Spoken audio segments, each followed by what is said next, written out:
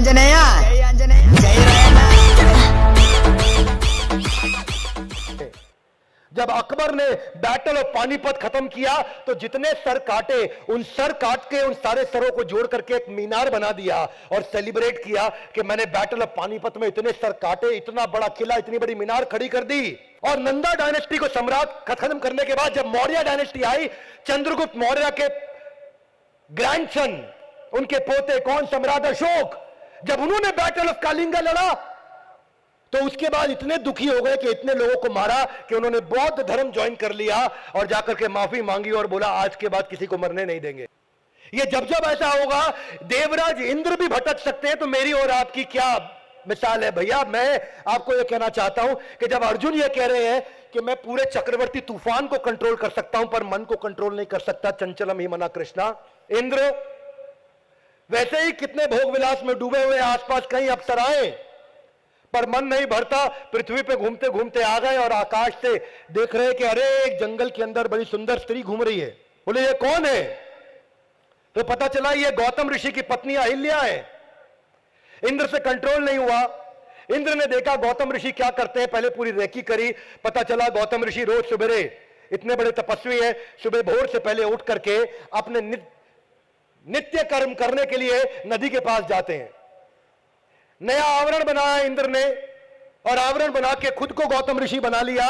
जैसे ही पति गौतम ऋषि निकले नित्य कर्म के लिए नदी के पास शौच क्रिया करना, स्नान करना, ये वो अप्सरा बला की खूबसूरत सौंदर्य की देवी वो अहिल्या के पास चले गए और खुद गौतम ऋषि बन के चले गए और उसके साथ जाकर के संभोग करने का प्रयास किया। उधर गौतम ऋषि को कहीं ना कहीं महसूस हो गया कि पीछे कुछ गड़बड़ हुई है, मेरे साथ छल हो रहा है। गौतम ऋषि जब अपनी कुटिया में वापस लौटे तो उन्होंने इंद्र को उनके साथ सोता हुआ अपनी धर्मपत्नी के साथ देखा।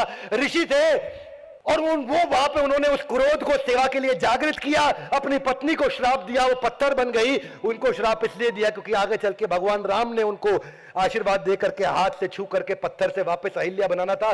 लेकिन जब इंद्र को उन्होंने श्राप दिया तो उनको बोला तुम्हारे शरीर पे हजारों स्त्री की योनियां बन जाएंगी, जो जिसकी तुम भोग विलास की इच्छा करते हो, तो मैं इतनी योनियां देता हूं, पूरे शरीर पे योनियां।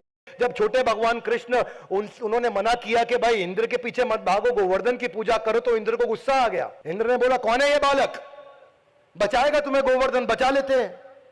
भगवान कृष्ण ने गिरिराज जी को अपने हाथों पर उठाया, हम सबको वो लीला पता, लेकिन इंद्र इतना गुस्से में आ गए, ऐसी बारिश करी कि एक एक बूंद का वजन 100-100 हाथियों के बराबर। इतनी बारिश करी कि इंद्र थक गए।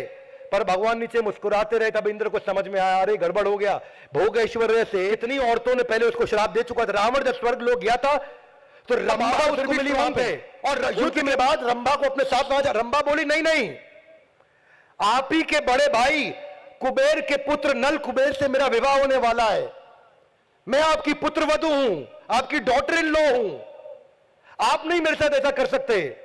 फिर भी रावण ने जबरदस्ती करी, भोग ऐश्वर्य प्रसक्ता नाम तया भृत चेतसाम। हाँ है रावण हमारे में और मुझ में, अगर मैं भी यही काम करता हूं तो। और फिर वही तया भृत चेतसाम गेटिंग डिस्टर्ब्ड और पकड़ लिया रंभा को, खींच के जबरदस्ती करी और उनके साथ में दुष्कर्म किया, जिसका बाद में चल के नल कुबेर को पता चला, जिसने श्राप दिया रावण को कि आइंदा से अगर तुमने किसी स्त्री को उसकी इच्छा के विरुद्ध अगर छू भी लिया तो तुम्हारा सर 100 टुकड़ों में बट के समाप्त हो जाएगा। यह कारण था रावण ने सीता को नहीं छुआ। यह नहीं था कि रावण को तुम भगवान की तुलना कर दोगे।